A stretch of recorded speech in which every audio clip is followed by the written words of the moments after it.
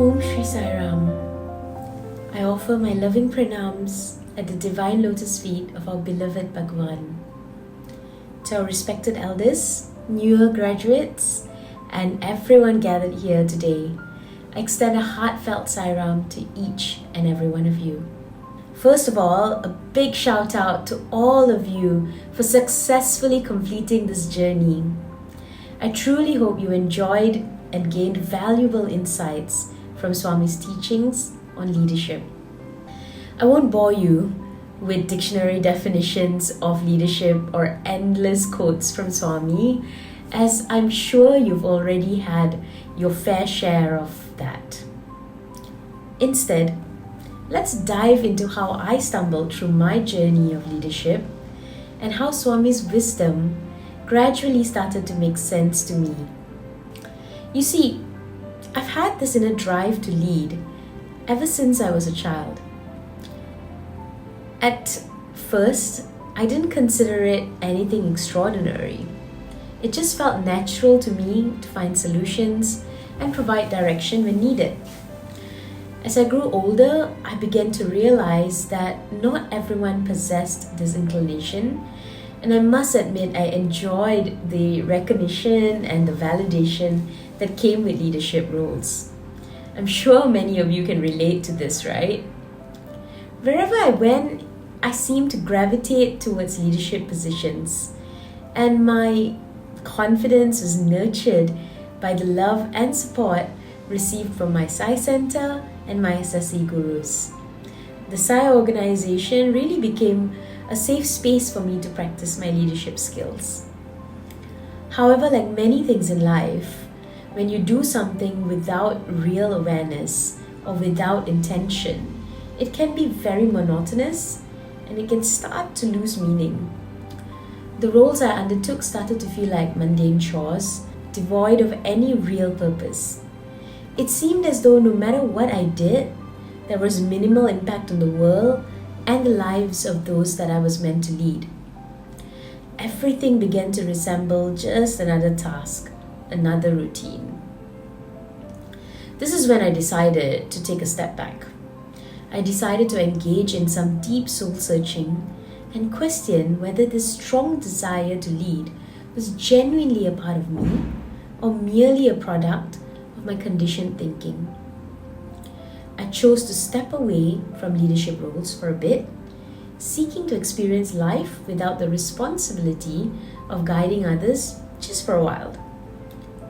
And then, somewhat unexpectedly, the pandemic struck, providing me with the perfect opportunity for self-discovery.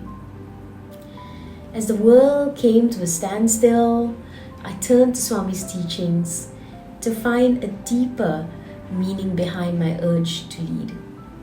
I read, I reflected, I diversified my sources of knowledge, and gradually I began to unearth aspects of myself that had remained hidden until then. I started to recognize that while it was important to be a problem solver in various situations, I felt compassion for those who didn't have the chance to voice their opinions because I was often the one who dominated the conversation or the fastest to give an opinion. Another eye-opening realization was how I often take it upon myself to carry the team, not allowing them to make mistakes and hindering their personal growth by taking everything onto myself. It was like carrying an enormous burden on my shoulders while depriving others the valuable lessons of learning experiences. I also learned that I was a bit of a control freak. I began to question the origins of my need to control and pondered over my delight of being in the spotlight, understanding that a part of me was seeking validation for my ego. Taking all these realizations into consideration, I embarked on a journey of structured self-analysis. I probed my need for leadership, I kept journals, I wrote to Swami, treating it like a form of self-reporting to enhance my self-awareness. I consciously practice self-love and self-acceptance, viewing my body as a gift from Swami and caring for it rather than viewing it as some sort of an ongoing improvement project. Mental health took precedence, with dedicated time set aside for healing and for meditation. I shifted my life's goal, realizing that while I wasn't entirely certain about moksha, I was certainly sure that this human life was a divine gift from Swami, and I intended to fully embrace it. I wanted to experience every feeling, even the negative ones, with mindfulness, providing space for them, and recognizing that the wavering of the mind and the emotions did not really define my true self. I started to feel more grounded. In essence, the first leadership lesson that I learned was to approach life with love and gratitude, to live it intentionally and deliberately, and to savor each moment with as much awareness as I could muster. As the pandemic gradually subsided, I was confronted with yet another significant challenge. My father was in the final stages of prostate cancer, and his journey was nearing its end. A journey to merge with our beloved Swami. Swami had graciously granted us an additional 6 months together, but those 6 months were like a roller coaster ride. I found myself once again thrust into the role of leading my family through these really trying times. My parents looked to me for every decision, and my father's last words to me emphasized that I was now the leader of our family. The pressure was immense. Looking back, I now understand that leadership need not be synonymous with stress.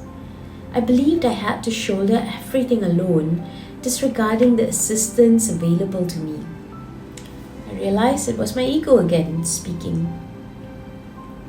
The second lesson of leadership that I learned through experience was to be very, very vigilant when my ego attempted to take over. The ego can be very deceptive and very cunning, disguising itself in various ways, often in extremely noble ways. However, with mindfulness and awareness, its camouflage can be uncovered, revealing its true nature. As we emerged from the lockdowns and we re-entered the world, we encountered economic crises. I had taken a year off to care for my father, and I was clueless about how I was going to revive my business. Simultaneously, some of my closest friends were facing layoffs. I empathized with their struggles and almost instinctively decided to invite them to join my company. I had no clear source of income, but deep down I had this belief that Swami would guide us. Surprisingly, just 1 month after our new team was formed, we started to receive numerous new projects. The team's diverse perspectives injected fresh vitality into our offerings, making our company an even more attractive place to work. I maintained focus on their well-being, their individual goals, and our shared commitment to serving our customers. I remember a very vital lesson from SSILP that was very useful to me at this point. Swami says it's more important to be a good leader than a great one. Remarkably, as we centered our efforts around our collective well-being, profits continued to flow. Empathy emerged as yet another essential element of effective leadership. It allowed me to genuinely connect with my friends and colleagues during their challenging times. Additionally, I learned that having the courage to follow one's intuition was extremely crucial. Often our inner voice speaks very clearly, but we lack the courage to act upon it. So here I am today, reflecting on my experiences, leading various teams, both with work and within the SSSILP organization, I've come to realize a winning formula. Well, at least for now. Firstly, select your team members with mindfulness. The most successful teams I've assembled involved processes where I would just sit quietly, clear my mind, and just wait for Swami to guide my choices.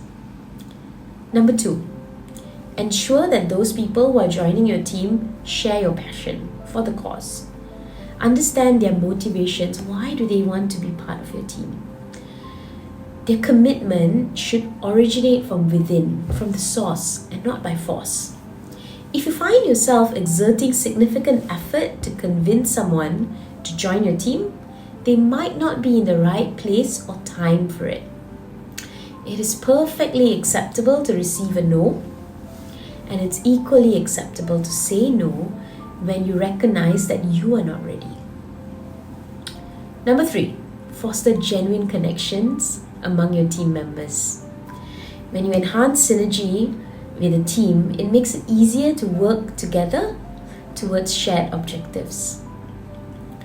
Number 4, while performance matters, emphasize the qualitative value of your success, as well as awareness and insights experienced collectively. Number 5, always celebrate small victories and consistently revisit the core teachings of Swami on transformation. Number 6, remember to practice what you advocate even before sharing it with the broader team. And number 7, when faced with failures, which is going to be inevitable at times, take the opportunity to reflect on the lessons learned as a team and strategize the way forward. In summary, brothers and sisters, my journey has been one of self-discovery, embracing Swami's wisdom, and evolving as a leader. I'm sure I will continue to evolve. Through self-awareness, compassion, and courage to confront my ego, I start to realize that leadership is about serving others and flourishing together. It's about acknowledging that we are all interconnected and approaching every single moment with gratitude and intention. Thank you for listening, dear brothers and sisters, and may Swami continue to illuminate our path on this journey of leadership and self-discovery. Jai Sai Ram.